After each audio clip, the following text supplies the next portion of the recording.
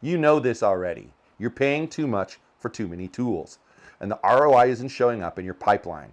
That's called subscription fatigue. But it's hiding a bigger problem: fragmentation.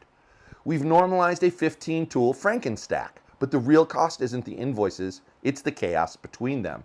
Today, I'm challenging that norm. I'll show you why consolidation wins on cost, speed, and pipeline, and why cohesion beats the so-called best-of-breed approach.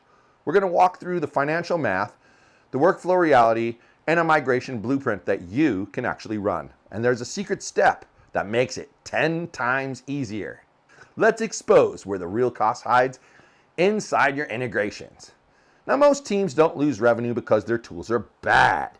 They lose it in the gaps between the tools. Salesforce talking to HubSpot, HubSpot handing off to ActiveCampaign, bookings in Calendly, funnels in ClickFunnels, Glue that puts it all together via Zapier.